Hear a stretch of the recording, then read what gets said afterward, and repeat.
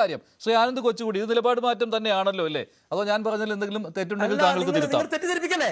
അല്ല, ഞാൻ താങ്കളിലേക്ക് വരാം. ഞാൻ ഇത്രയും ചോദിച്ചിട്ട് താങ്കൾ അതിലേക്ക് വന്നില്ല. ശരി, ആനന്ദ് കൊച്ചുകൂടി. എനിക്ക് പറയാനുള്ള എന്നെ പറയാൻ സമ്മതിക്കണില്ല. 7:30 ശരി, ആനന്ദ് കൊച്ചുകൂടി. അതിന് നിങ്ങൾ സമയം മുഴുവൻ നിങ്ങൾ എടുക്കുകയാണല്ലോ. ആനന്ദ് കൊച്ചുകൂടി, നിങ്ങൾ പറയാൻ സമയം തരട്ടെ. അല്ല മഞ്ജുഷ്, ഇവിടെ ഈ മുസ്ലിം ലീഗിനെ മഞ്ജുഷ് തെറ്റിദ്ധരിച്ചിരിക്കുന്നു എന്നാണ് എനിക്ക് തോന്നുന്നത്. അത് മുസ്ലിം ലീഗ് എന്ന പാർട്ടിയെ മാത്രമല്ല, അത് KM ഷാജി എന്ന മുസ്ലിം ലീഗിൻ്റെ ഇപ്പോഴത്തെ മന്ത്രിയെ ഉൾപ്പെടെ കേരളത്തെ പൊതുസമൂഹം വെറുതെ തെറ്റിദ്ധരിച്ചതാണ്. ഈ 2000 മുതൽ 2016 വരെ ഒരു KM ഷാജി ഉണ്ടായിരുന്നു. ഈ യൂത്ത് ലീഗിൻ്റെ അധ്യക്ഷനായിട്ടും ഇവിടെ MLA ആയിട്ടുമൊക്കെ ഉണ്ടായിരുന്ന, നിയമസഭയിലൊക്കെ ഉണ്ടായിരുന്ന, ഗർജിക്കുന്ന സിംഹമായിരുന്ന ഒരു KM ഷാജി ഉണ്ടായിരുന്നു. അതിനുശേഷം അദ്ദേഹത്തിന് തോൽവി ഉണ്ടാകുന്നു. തോൽവി ഉണ്ടായതിനു ശേഷം അദ്ദേഹം പല വിവാദങ്ങളിൽ പെടുന്നു. അതിനുശേഷം അദ്ദേഹം വളരെ ബൊംബാസ്റ്റിക് ആയിട്ടുള്ള ഈ മതമൗലികവാദികൾ നടത്തുന്ന രീതിയിലുള്ള ചില പ്രസംഗങ്ങൾ വരെ നടത്തി. അത് ചിലതൊക്കെ വളച്ചൊടിച്ചതാണ്, തെറ്റിദ്ധരിക്കപ്പെട്ടതാണ്. എങ്കിലും അദ്ദേഹം ആ ഒരു ലൈൻ ക്രോസ് ചെയ്തിരുന്നു പലതവണയും. പ്രത്യേകിച്ച് ഈ അവസാനം മുനമ്പം വിഷയത്തിൽ വരെ അദ്ദേഹം പ്രതിപക്ഷ നേതാവിനെ തള്ളി പറഞ്ഞിരുന്നു. ഈ അടുത്ത കാലത്ത് നടന്ന കാര്യമാണ്, 6 മാസം മുമ്പ് നടന്ന കാര്യമാണ്.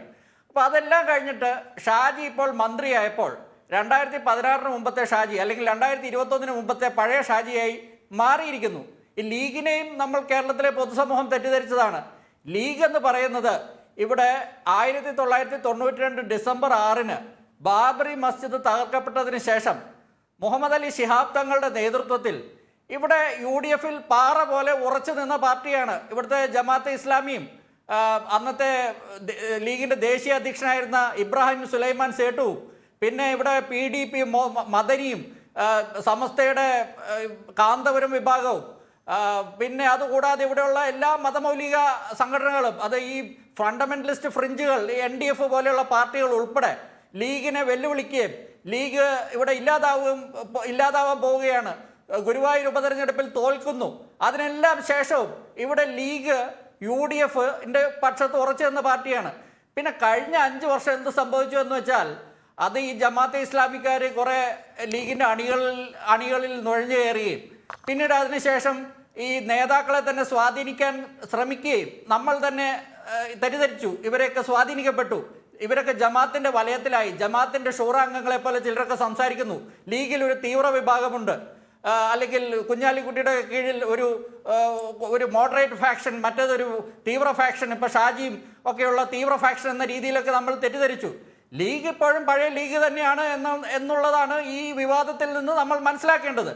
ലീഗ് അത്യാവശ്യം ഫ്ലെക്സിബിൾ ആയിട്ടുള്ള ഒരു പാർട്ടിയാണ്. ഇവിടെ 1967 മുതൽ കേരളത്തിൽ ഭരണത്തിലിരിക്കുന്ന ഒരു പാർട്ടിയാണ്. ഇത് ജമാഅത്തെ ഇസ്ലാമിക്കാരെ പോലെ ഇവർക്ക് നിലപാട് പറച്ചിൽ മാത്രമല്ല ഇവർക്കുള്ളത്. ഇവർക്ക് ഭരിക്കണം, ഇവിടെ പണം വേണം ഭരിക്കണമെങ്കിൽ. അതിന് പലതരത്തിലുള്ള ഉമ്മൻചാണ്ടിയൊക്കെ കളിച്ച പോലെ പലതരത്തിലുള്ള ഫ്ലെക്സിബിൾ സോമർസോൾട്ടുകൾ നടത്തേണ്ടി വരും. ചില അവസരങ്ങളിൽ നിലപാട് മാറ്റേണ്ടി വരും. ഈ അവസരത്തിൽ എന്താണ്, ചെറിയ തോതിൽ നിലപാട് മാറ്റിയിട്ടുണ്ട്. പിന്നെ ഒരു കാര്യം ഇവർ പറയുന്നത് ഞാൻ മാനിക്കുന്നു, അതായത് ഇവിടെ ലൈഫ് മിഷനിൽ ലൈഫ് എന്ന പേര് എഴുതി വെച്ചിട്ടുണ്ട്. അല്ലെങ്കിൽ അന്ന് ഞങ്ങൾ അങ്ങനെ പറഞ്ഞത്, ഈ PMAY-യുടെ കാര്യത്തിൽ പറഞ്ഞത് അന്ന് ഫണ്ട് മേടിക്കേണ്ട എന്നല്ല, പക്ഷെ എഴുതി വെക്കരുതെന്നാണ് എന്നൊക്കെ പറഞ്ഞ് ഇവർ ഇവിടെ കിടന്ന് കരണം പറയുന്നുണ്ട്. പക്ഷേ അത് എനിക്ക് മനസ്സിലാക്കാം, കാരണം ലീഗ് കരണം മറിച്ചിലാണല്ലോ അല്ലേ, കരണം മറിച്ചിൽ തന്നെയാണല്ലോ അല്ലേ ശ്രീ ആനന്ദ് കൊച്ചുകൂടി, അത് കരണം മറിച്ചിലാണല്ലോ അല്ലേ, കരണം മറിച്ചിലാണെന്നുള്ള കാര്യത്തിൽ സംശയമില്ലല്ലോ അല്ലേ. പിന്നെ മറ്റൊരു കാര്യം എന്ന് പറയുന്നത് മറ്റൊരു കാര്യം എന്ന് പറയുന്നത് ഇപ്പോൾ അവരങ്ങനെ ചെയ്തില്ലേ, അപ്പോൾ ഞങ്ങൾക്ക് ഇങ്ങനെ ചെയ്യാം എന്നുള്ള കാര്യം കൂടി വരുന്നുണ്ടല്ലോ. ഈ ലൈഫ് മിഷൻ എടുത്തിട്ട് കഴിഞ്ഞാൽ ആ ഒരൊറ്റ വ്യാഖ്യാനത്തിലേക്ക് കാര്യങ്ങൾ പോകേണ്ടി വരും. അവരങ്ങനെ ചെയ്തു, അപ്പോൾ ഞങ്ങൾക്ക് അങ്ങനെ ചെയ്താൽ എന്താണ് കുഴപ്പമെന്ന്?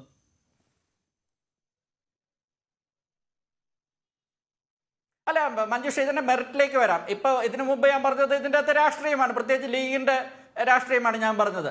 ഇതിന്റെ മെറിറ്റിലേക്ക് വന്നാൽ ഈ PM ശ്രീയും PMAY-യും തമ്മിൽ 2 കാര്യമായിട്ടുള്ള വ്യത്യാസമുണ്ട്. PM ശ്രീ നടപ്പാക്കുമ്പോൾ എന്താണ് പ്രശ്നം? ലീഗിന്റെ പ്രശ്നം, കോൺഗ്രസിന്റെയും പ്രശ്നം. കോൺഗ്രസിന് അത് പ്രശ്നമാണോ? കോൺഗ്രസിന്റെ ഇതിലുള്ള കൃത്യമായ നിലപാട് എന്താണ്? കോൺഗ്രസ് വിശദീകരിച്ചിട്ടില്ല. കാരണം കോൺഗ്രസിന്റെ കർണാടക സർക്കാരും ഹിമാചൽ സർക്കാരും ഒക്കെ PM ശ്രീ നടപ്പാക്കുന്നുണ്ട്.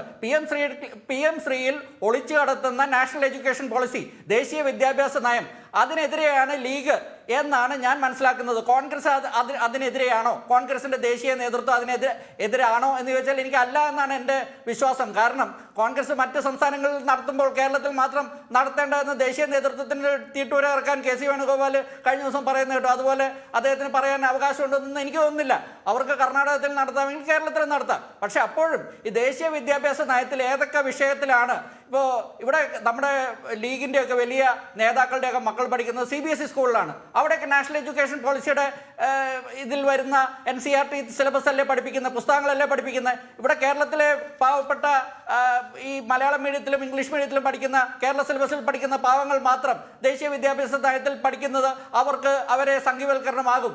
ഞാൻ ഈ പറയുന്നത് ഇവിടെ ഇത് കേട്ടിരിക്കുന്ന ഏതെങ്കിലും സംഖ്യയെ സൂചിപ്പിക്കാനോ അല്ലെങ്കിൽ ഈ മറ്റേ മോദി ഭക്തരെ സൂചിപ്പിക്കാനൊന്നും അല്ല. ഞാൻ ഇതിനകത്ത് മെറിറ്റിലേക്ക് ചോദിക്കുന്നത്. കാരണം ഇവിടെ എല്ലാവരും കർണം മറിയിലും മലക്കം മറിയിലും ഒക്കെ നടത്തുന്നുണ്ട്. ഇതിന്റെ മെറിറ്റിനെ കുറിച്ച് ചർച്ച ചെയ്യുന്ന ഉണ്ടോ? ആരെങ്കിലും ചർച്ച ചെയ്താലും മെറിറ്റ് ഇവർ അംഗീകരിക്കില്ല. മെറിറ്റ് ഉണ്ടെങ്കിൽ ആ മെറിറ്റ് അല്ലല്ല ഇത് നടപ്പാക്കാൻ ഇപ്പോൾ മുന്നോട്ട് വരുന്നവർ ഈ മെറിറ്റ് അംഗീകരിക്കില്ല എന്നുള്ളതാണ് മറ്റൊരു പ്രശ്നം. ഈ മെറിറ്റ് അംഗീകരിക്കാതെയാണ് ഈ PM ശ്രീ പദ്ധതിയിൽ അയ്യോ ഞങ്ങൾക്ക് നടപ്പിലാക്കേണ്ടി വന്നു എന്ന് പറഞ്ഞുകൊണ്ട് കാരണം പറയുന്നത്. അതാണ് പ്രശ്നം. അല്ല അതെന്തുകൊണ്ടാണ് ഈ ഇലക്ഷന് മുമ്പ് LDFനെ അടിക്കാൻ ഉപയോഗിച്ച വടിയാണ്. ഇത് നമ്മൾ മനസ്സിലാക്കേണ്ട ഇതിന്റെ ചരിത്രം 10 വർഷത്തെ ഉണ്ട്. 2016 ഇവിടെ CPM ജയിച്ചതിന് ശേഷം 91 സീറ്റ് നേടി ജയിച്ചതിന് ശേഷം അവർ നിയമത്തെ അവർ ജയിക്കുകയാണ് ചെയ്തത്, തോൽക്കുകയല്ലേ ചെയ്തത്. നിയമത്തെ അവർ തോൽക്കുകയാണ് ചെയ്തത്. 2016 അവർ തോറ്റ് ഒ രാജഗോപാൽ ജയിച്ചപ്പോൾ അവർ പറഞ്ഞു കോൺഗ്രസിന്റെ വോട്ട് മറിച്ചിട്ടാണ് അന്ന് ഒ രാജഗോപാൽ ജയിച്ചത് എന്നാണ് അവർ പറഞ്ഞത്. അന്ന് തൊട്ട് അവർ നടത്തിയ ഒരു നറേറ്റീവ് ഉണ്ട്. ആ നറേറ്റീവ് ഇവിടുത്തെ മുസ്ലിം ന്യൂനപക്ഷങ്ങളെ മാത്രം ലാക്കാക്കിക്കൊണ്ട് പൊളിറ്റിക്കൽ സ്റ്റേറ്റ്മെന്റുകൾ ഇറക്കുക. കോടിയേരി ദിനം പ്രതി അത് ചെയ്തിരുന്നു. കോടിയേരി മരിക്കുന്നത് വരെ അത് ചെയ്തിരുന്നു. ഇവിടെ വിജയരാഘവൻ താൽക്കാലിക സെക്രട്ടറി ആയിട്ട് വന്നപ്പോഴും അത് ചെയ്തിരുന്നു. MP ഗോവിന്ദന് അദ്ദേഹത്തിന്റെ ഈ കുമാരപിള്ള സാറായി അദ്ദേഹം പരിണമിക്കുന്നതുകൊണ്ട് അദ്ദേഹത്തിന് അത് പറ്റാറില്ല. പക്ഷെ അത് അങ്ങനെ നിരന്തരം തുടർന്ന് ഇവിടെ മുസ്ലിം ന്യൂനപക്ഷത്തിന്റെ വോട്ട് തട്ടുക എന്നുള്ള ഒരു ഇതിലേക്ക് കേരളത്തിലെ രാഷ്ട്രീയം മാറുന്ന ഒരു സാഹചര്യത്തിലേക്ക് വന്നപ്പോൾ ഇവിടെ സതീശനും ലീഗും കൂടി എന്ത് ചെയ്തു? ജമാഅത്തിനെയും SUCI ഒക്കെ കൂടെ പിടിച്ച് ഇവിടെ അതിനേക്കാൾ വലിയ മോദി വിരുദ്ധർ ഞങ്ങളാണ്, സംഘവിരുദ്ധർ ഞങ്ങളാണ്, ഈ ഇടതുപക്ഷം കാപട്യമാണ്, ഇവർ പിണറായി വിജയന്റെ ഈ പല വിധത്തിലുള്ള അഴിമതികൾ മൂടിവെക്കാനുള്ള ഒരു എന്താ പറയുന്നത് ഇവിടെ BJPയും CPM തമ്മിലുള്ള ഡീലാണ് എന്നുള്ള കാര്യം 2016 കോൺഗ്രസിനെതിരെ CPM ഫലപ്രദമായി വിജയിപ്പിച്ച തന്ത്രം ഈ തെരഞ്ഞെടുപ്പിൽ ലീഗും കോൺഗ്രസും ഇവിടെ ജമാഅത്തും എല്ലാവരും കൂടി CPMനെതിരെ ഉപയോഗിച്ചു, ഫലപ്രദമായി ഉപയോഗിച്ചു. ആ ക്യാമ്പയിൻ ഉപയോഗിച്ച റെട്ടോറിക്കാണ് ഇപ്പോൾ നമ്മൾ ലീഗിനെതിരെ അന്ന് നിങ്ങളിങ്ങനെ പറഞ്ഞില്ലേ, ഷാജിയോട് അന്ന് നിങ്ങളിങ്ങനെ പറഞ്ഞില്ലേ എന്നൊക്കെ ചോദിക്കുന്നത്. ഷാജി 2016 മുമ്പ് നടത്തിയ സ്റ്റേറ്റ്മെന്റുകൾ മഞ്ജുഷിന് ഓർമ്മയുണ്ട്, എനിക്ക് നല്ല ഓർമ്മയുണ്ട്. ഇവിടെ യൂത്ത് ലീഗിന്റെ അധ്യക്ഷനായിട്ട് ജമാഅത്തിനെതിരെയൊക്കെ നടത്തിയ ഇഷ്ടം പോലെ കാര്യങ്ങളുണ്ട്, ഇഷ്ടം പോലെ പ്രസ്താവനകളുണ്ട്. അത് കഴിഞ്ഞിട്ട് കഴിഞ്ഞ 5 വർഷത്തിൽ അല്ലെങ്കിൽ 2-3 വർഷത്തിൽ ജമാഅത്തെ ഇസ്ലാമിയുടെ വക്താവ് എന്ന രീതിയിൽ അദ്ദേഹം പറഞ്ഞ ചില കാര്യങ്ങളാണ് ഇപ്പോൾ എയറിൽ നിൽക്കുന്നത്. പക്ഷെ ഷാജി ഒരിക്കലും ആ ഒരു രീതിയിലുള്ള രാഷ്ട്രീയക്കാരനല്ല, ലീഗുകാർ ഒരിക്കലും അങ്ങനെയല്ല.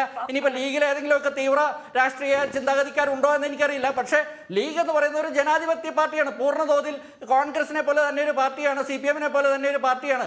അല്ലാതെ അവർക്ക് പ്രത്യേകിച്ചൊരു സംഘവിരുദ്ധ രാഷ്ട്രീയം ഈ ജമാഅത്തെ ഇസ്ലാമിയെ പോലെ അവരുടെ രീതിയിലുള്ള ഈ നിലപാട് എന്ന് പറഞ്ഞ് നടക്കുന്ന ആൾക്കാരല്ല. കാരണം ജമാഅത്തെ ഇസ്ലാമിക്കാർക്ക് അത് പറയാം, കാരണം അവർക്ക് കേരളത്തിലെ ഭരണത്തിൽ വരുന്ന പാർട്ടിയല്ലല്ലോ. അവർക്ക് വെറുതെ പറച്ചിലിന്റെ കാര്യമൊന്നുമില്ലല്ലോ. ഈ ആദർശമൊക്കെ വെച്ച് അടുപ്പിലിട്ട് വേവിച്ചാൽ ചോറാവുകയില്ലോ, കഞ്ഞിയാവുകയില്ലോ. ഷാജിയും ഈ ആദർശത്തിന്റെ കാര്യം പറഞ്ഞിരുന്നു. ശരിയാണ്, താങ്കളുടെ നിരീക്ഷണം കൃത്യമാണ്. ശ്രീ ഷാബു പ്രസാദ്. കൂടുതൽ വാർത്തകൾക്ക് News 18 Keralam YouTube channel subscribe ചെയ്യുക.